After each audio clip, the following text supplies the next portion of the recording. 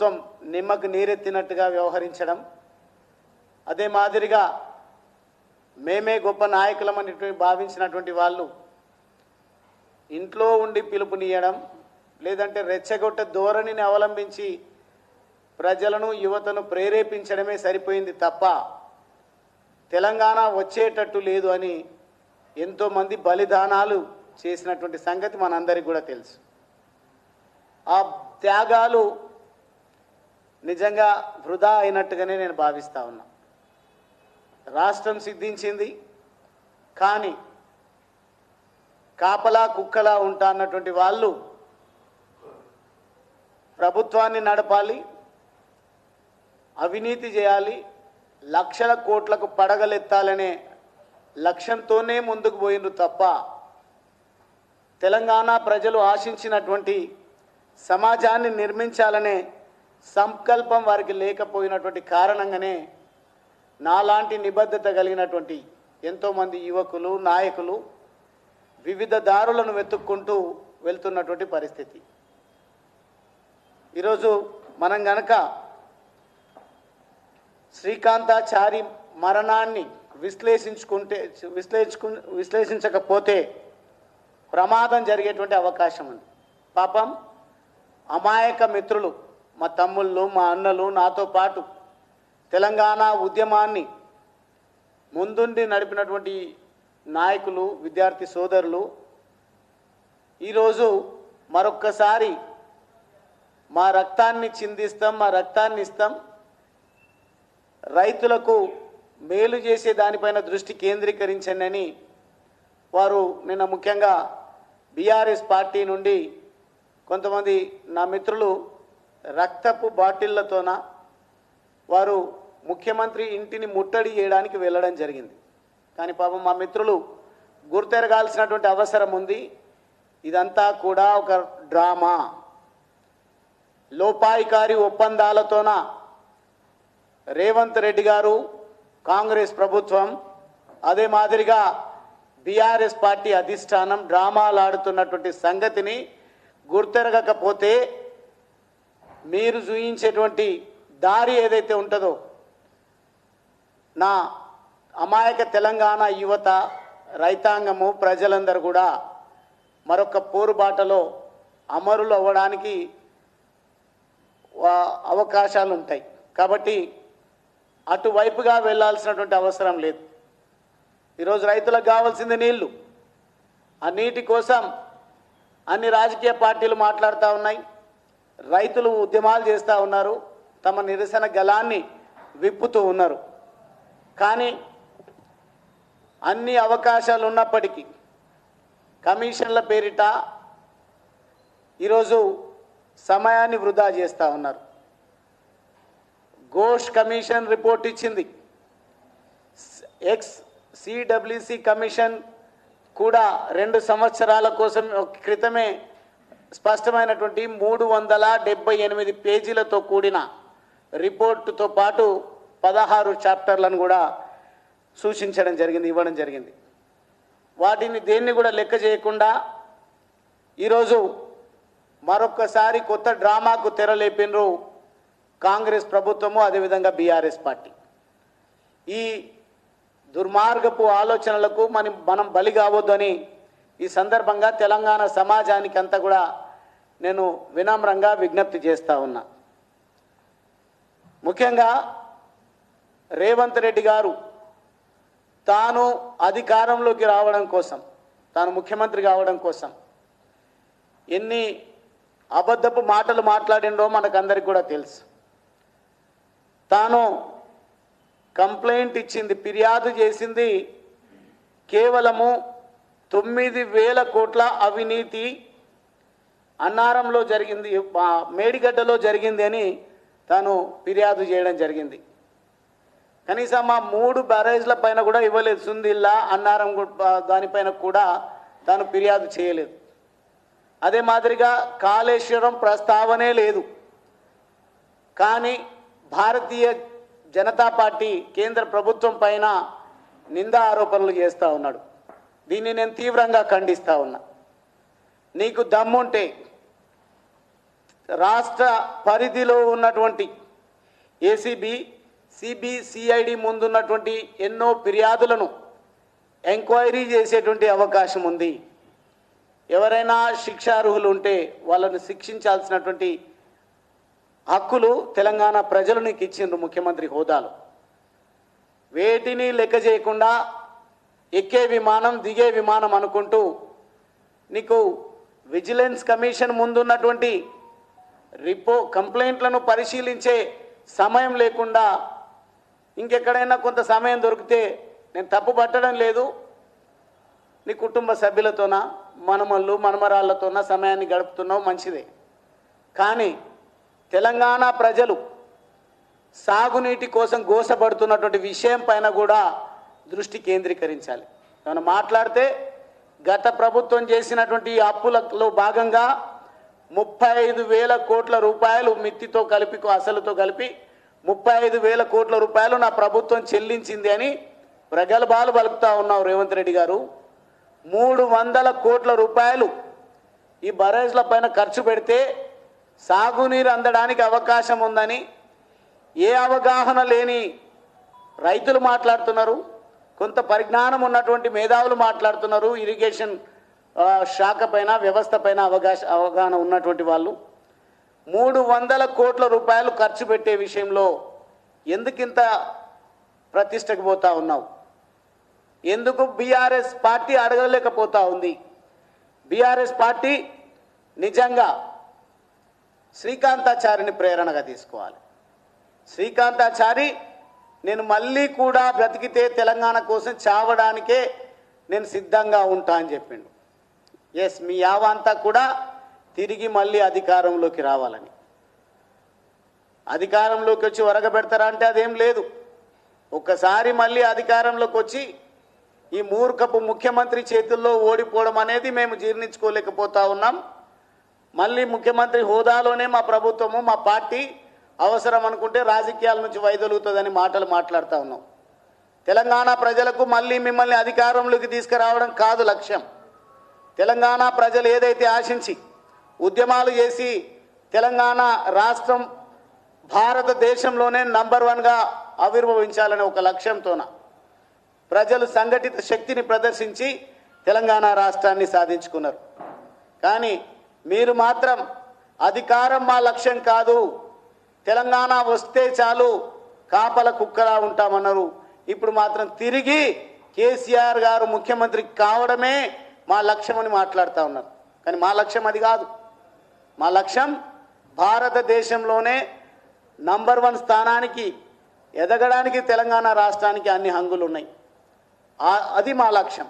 Bharatiya Janata party కూడా ఈరోజు అదే మాట్లాడుతూ ఉంది. మీకంటే ఒకటే రాష్ట్రంలో మీ పార్టీ ఉంది, ఇక్కడ అధికారం కోల్పోయేసరికి మీరేదో పిచ్చి పట్టినట్టుగా రకరకాలుగా పోరాటాల పేరిట ప్రజల సమయాన్ని వృధా చేస్తూ ఉన్నారు. భారతీయ జనతా పార్టీకి తెలంగాణలో అధికారంలో రాకపోవడం వల్ల ఒరిగేదేముండదు. అట్లా అని వదిలిపెట్టే ముచ్చటే లేదు.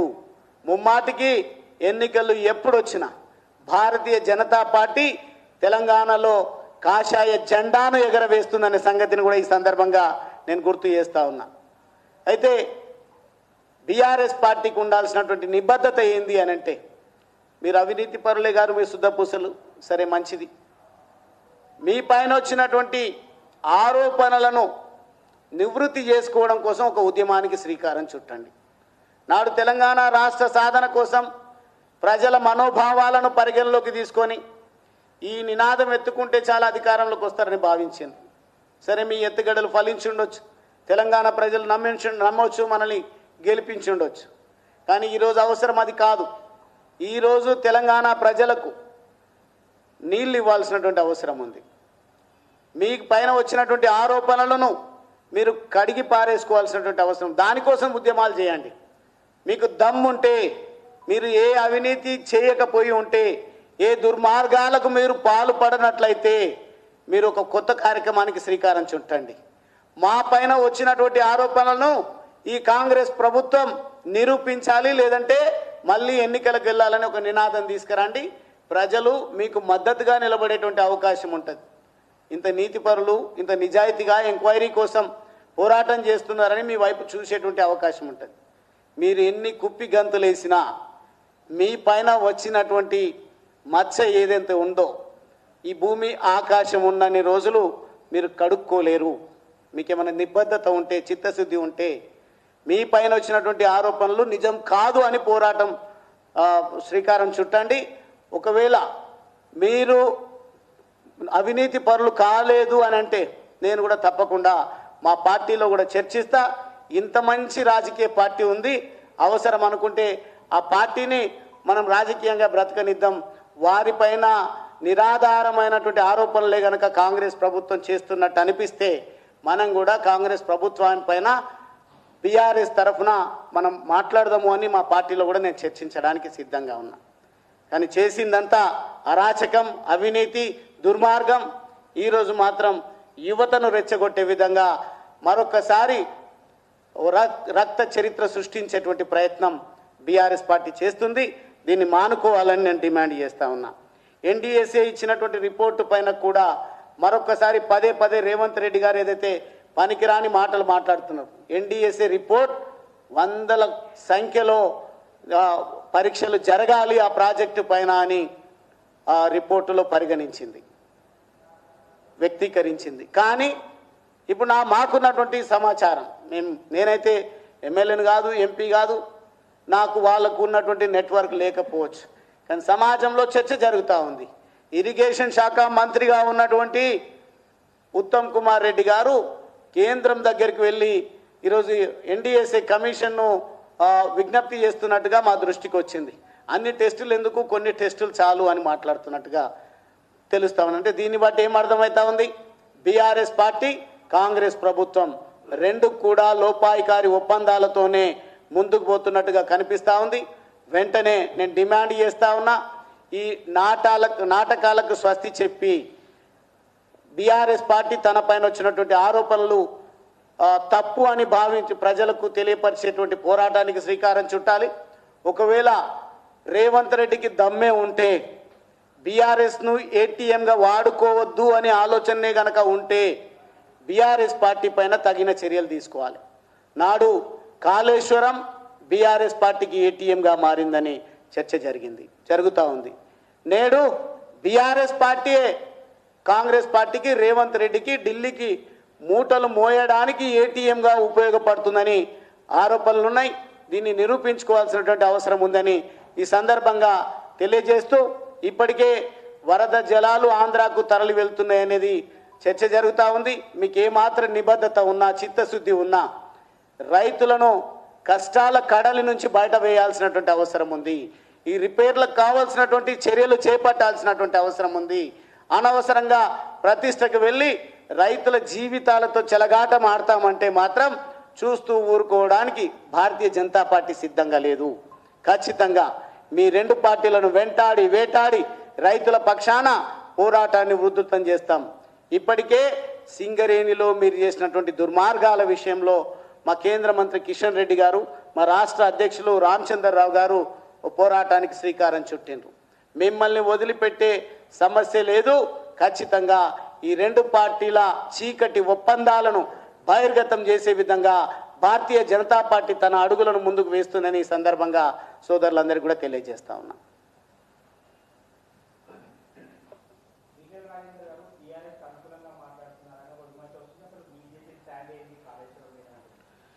బీజేపీ స్టాండ్ ఎప్పటికి కూడా నరేంద్ర మోదీ గారు ఇచ్చేటువంటి పిలుపు, అదేవిధంగా నితిన్ నబీన్ గారు ఇచ్చేటువంటి పిలుపు, మా పార్టీ ఇచ్చేటువంటి నేషనల్ పార్టీ, రాష్ట్ర పార్టీ ఇచ్చేటువంటి పిలుపు మేరకే ముందుకు పోతాం. నాకు తెలిసి మా ఈటల రాజేందర్ గారు కూడా మాట్లాడిన లైన్ అదే అయ్యి ఉండొచ్చు. కానీ ఈరోజు తమ పబ్బం గడుపుకోవడం కోసం నేను ఒకసారి మాట్లాడినప్పుడు నా మాటలను కాంగ్రెస్ పార్టీ, రాష్ట్ర పార్టీ మొత్తం కూడా స్టేటస్గా పెట్టుకున్నది. వాళ్ళపైన నేను 99 విమర్శలు చేసిన. ఒకటే నేను చేసింది ఏంది అని అంటే, పనికి రాని సీనియర్లు ఉన్నారు కాంగ్రెస్ పార్టీలో, ఎవడో బయట నుంచి వచ్చి ముఖ్యమంత్రి అయితే ఆయనను ప్రశంసించాలి, ముఖ్యమంత్రి అయ్యిండు అని చెప్పేసి మాట్లాడినటువంటి మాటను తొక్కుకుంటూ వచ్చి రేవంత్ రెడ్డి ముఖ్యమంత్రి అయ్యిండని గువ్వల బాలరాజ్ మాట్లాడిండని స్టేటస్గా పెట్టుకున్నారు. ఈరోజు కూడా ఈటల రాజేందర్ గారి మాటలను వక్రీకరిస్తూ నాకు తెలిసి ఈటల రాజేందర్ గారు రైతులకు నీళ్ళు ఇచ్చే దానిపైన దృష్టి పెట్టాలి, ఎంక్వైరీ చేయాలి, బాధ్యులను శిక్షించాలనే మాట్లాడి ఉండొచ్చు. ఎందుకంటే వారికి చాలా అనుభవం ఉంది. వారు నాకు తెలిసి మేము కూడా బీఆర్ఎస్ పార్టీలో కలిసి పనిచేసినాం. ప్రజల పర్సెప్షనే మా పర్సెప్షన్ ఉంటుంది. కానీ ఈరోజు కాంగ్రెస్ పార్టీ బీఆర్ఎస్ పార్టీ వాళ్ళకు అనుగుణంగా అన్వయించుకుంటే మేము చేసేది ఏమి ఉండదు.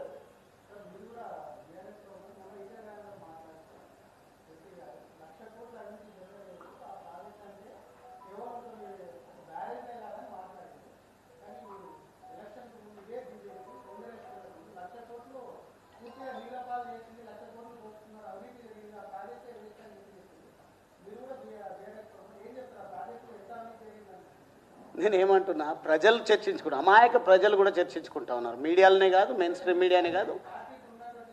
నా స్టాండ్ చాలా స్పష్టంగా చెప్పిన.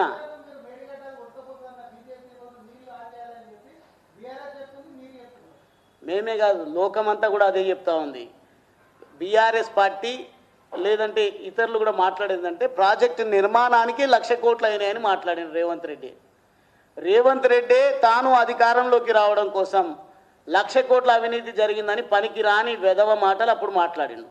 ఇప్పుడేమో 9,000 కోట్లు మాత్రమే మేడిగడ్డలో అవినీతి జరిగింది అని చెప్పేసి, అది కూడా క్వాలిటీ లేదనే దానిపైనే కంప్లైంట్ ఇచ్చిండు. ఎందుకంటే దమ్ముంటే రేవంత్ రెడ్డి 1,00,000 కోట్ల ఆరోపణలు ఏదైతే చేసిండో అది నిరూపించాలి. లేదు వీళ్ళకేమన్నా భయం లేకుంటే రేవంత్ రెడ్డి అంటే 1,00,000 కోట్ల ప్రాజెక్టులో 1,00,000 కోట్ల అవినీతి ఎక్కడ చేసినాం, మేము అంత అవినీతి చేయలేదన్న చెప్పేటువంటి ప్రయత్నం చేయాలి. ఆ విషయంలో మాట్లాడిండొచ్చు తప్ప ఎక్కడ కూడా ఈటల రాజేందర్ గారు బీఆర్ఎస్ పార్టీని సమర్థించినట్టుగా అయితే ఇక్కడ రాలేదు. దాన్ని ఈరోజు పెద్ద చర్చ పెట్టి ఏదో